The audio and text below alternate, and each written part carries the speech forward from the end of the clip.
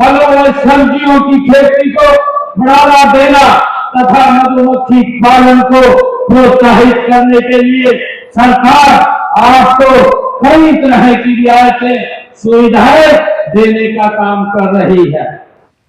किसान साथियों, करनाल स्थित समीपस्थ घरौंडा में 11वां मेगा सब्जी एक्सपो का आज संपन्न हुआ। इसमें पूरे प्रदेश भर के बहुत से किसानों ने भाग लिया। मुख्य अतिथि रहे हरियाणा सरकार के मुख्यमंत्री श्री नायब सिंह सैनी जी। आइए देखते हैं कार्यक्रम की कुछ झलकियां। विशेष रूप से जो मुख्यमंत्री जी जो बजट सत्र में जो घोषणाएं करेंगे वो बहुत ही महत्वपूर्ण है। वो मुख्यमंत्री जी आपके विभाग आप पूरा इसका भ्रमण करें और इसका लाभ उठाएं। धन्यवाद। It's truly an honor to be here. This partnership focuses on practical solutions that benefit farmers and promote sustainable agricultural growth. We are very happy to see how the centers of excellence are making a real difference in people's lives, contributing to communities across India and playing a key role in the growing partnership between Israel and India. जमीन तो बढ़ती जा रही है, लेकिन ये बढ़ेगी भी। लेकिन हमने अपना वैश्विक तौर से परिवार को भी चलाना है, तो हमारी जरूरत है आज के दिन आप सभी साथी बदलते वातावरण में अपना मन बढ़ा के आप भी परिवर्तन के साथ चलो। और उस परिवर्तन के लिए हमारी देश की सरकार, हमारे प्रदेश की सरकार, हमारे देश के प्रधानमंत्री, हमारे प्रदेश के मुख्यमंत्री इस बात के लिए आपकी मदद के लिए तैयार है। तो मिलता है कि अगर कुछ किसान आगे बढ़े हैं तो हम भी आगे बढ़ सकते हैं। आज वर्तमान सरकार में सत्ता की परिभाषा को बदलने का काम हुआ है। आज सत्ता का अर्थ है समाज की सेवा, गरीब कैसे अपने पैरों पर खड़ा हो, किसान की आमदन कैसे बढ़े, उस नाते से आप उन हर योजनाओं को आगे बढ़ाने का काम कर रहे हैं। मैं पुराने समय को याद करूं, 2-2 महीने तक गेहूं कटाई का सीजन चला करता था। जब हम खेत में काम करा करते थे, जब गेहूं कटा करती थी, लान डोया करते थे, थ्रेशर में से निकाला करते थे, पानी ऊपर हुआ करता था, खेत खाली भी छोड़े जाते थे, ढांचा बोया करते थे, खाद का बहुत कम इस्तेमाल हुआ करता था। आज जिस ऑर्गेनिक का हम जिक्र करते हैं, आज जो ऑर्गेनिक सारी दुनिया की जरूरत है, वो आज से 30-40 साल पहले हर फसल ऑर्गेनिक हुआ करती थी। परंतु आज जो समय बदला है, आज पानी की कमी है। आज जब चंडीगढ़ से मुख्यमंत्री जी और हम साथ में हेलीकॉप्टर में आए तो हम इस बात को देख रहे थे कि नीचे कहीं पेड़ दिखाई नहीं दे रहे थे। ये तो छपा हुआ सारे मकान, फैक्ट्रियां, और अगर खेत है तो उनके अंदर नाम मात्र के पेड़ थे।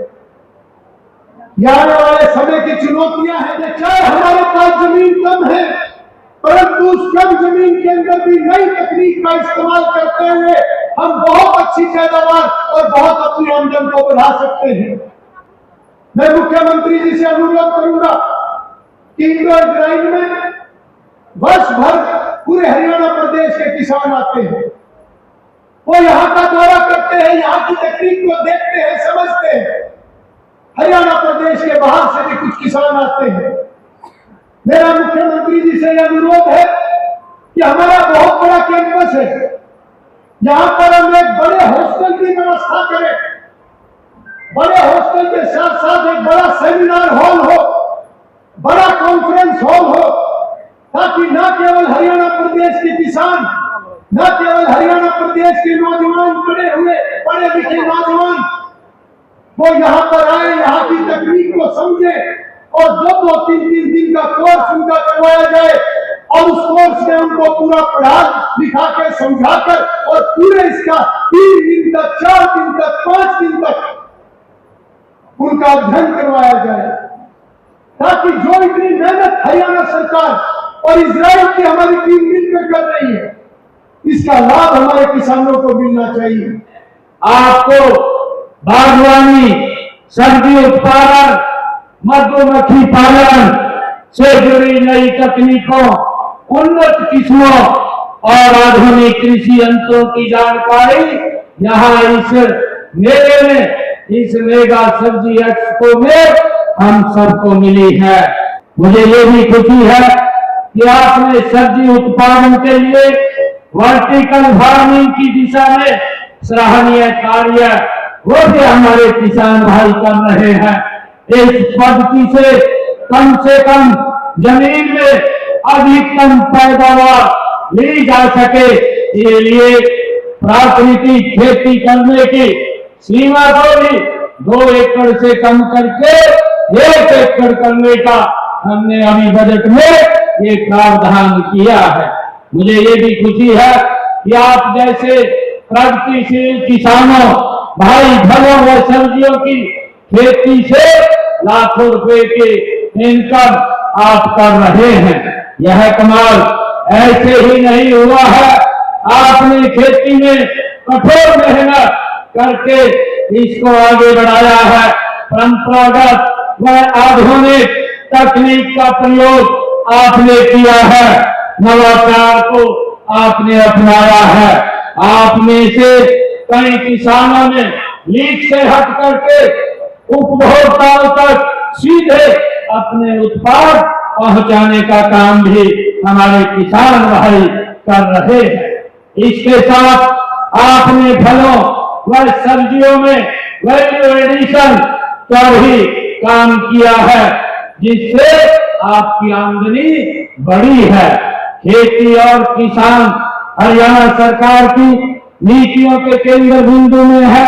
हमारा प्रयास है कि किसानों की खेती प्रक्रिया में हर कदम पर मदद मिले, यानी बुआई से पहले और बुआई के बाद भी और फसल कटाई के बाद भी, सीधे तौर पर कहें तो फसल तैयार होने से लेकर बाजार से बीज बिक्री तक, यानी बीज से लेकर बाजार तक किसानों को सुविधाएं उपलब्ध कराई जाए, ये हमारी सरकार का संकल्प है।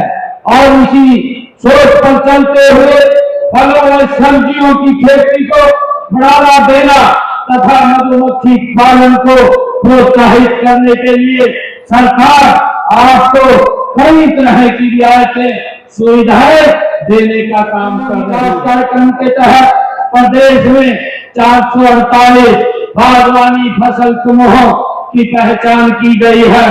प्रत्येक क्लस्टर में 300 किसान सदस्यों के साथ एक एफपीओ का गठन किया जा रहा है। इसके अलावा प्रत्येक क्लस्टर में आपूर्ति श्रृंखला, बागवानी उपज के वितरण और किसानों को सीधे बाजार से जोड़ने के लिए एक एकीकृत पैक हाउस स्थापित किया जा रहा है। मुझे ये भी खुशी है कि मशरूम की खेती के लिए भी 40% से लेकर 85% तक की सब्सिडी वो किसान को दी जा रही है। मुझे ये भी खुशी है कि इजराइल और हरियाणा की जलवायु में भूमि में अनेक समानताएं हैं। वहाँ की टेक्नोलॉजी हमारे लिए सबसे अधिक उपयोगी है। इसलिए हम प्रदेश में फलों, सब्जियों व फूलों की खेती तथा मधुमक्खी पालन में के क्षेत्र में इजराइल की तकनीकों को अपना रहे हैं। मुझे ये भी खुशी है कि प्रदेश में मधुमक्खी पालन को बढ़ावा देने के लिए इजराइल के सहयोग से रामनगर को क्षेत्र में एकीकृत मधुमक्खी विकास केंद्र स्थापित किया गया है। बागवानी को ही बढ़ावा देने के लिए हमने सब्जियों व फलों के लिए भावांतर भरपाई योजना को पहले ही लागू किया हुआ है। इससे बाजार में फलों व सब्जियों के भाव में अगर गिरावट के समय किसानों को जोखिम से मुक्त किया जाता है, उनके ऊपर दबाव नहीं होता। मुझे आप लोगों को बताते हुए कि बागवानी के क्षेत्र के अंदर हमने हरियाणा के अंदर 95.5% की बढ़ोतरी करने का निर्णय ये हमारी सरकार ने किया है, ताकि मेरे किसानों को और ज्यादा सुविधाएं, नई नई टेक्निक से हम किसान को जोड़ करके उसको लाभकारी मूल्य मिले, ये हमने काम किया है। सब्जियों की खेती और मधुमक्खी पालन में उत्कृष्ट कार्य करने वाले किसानों को सम्मानित भी किया गया।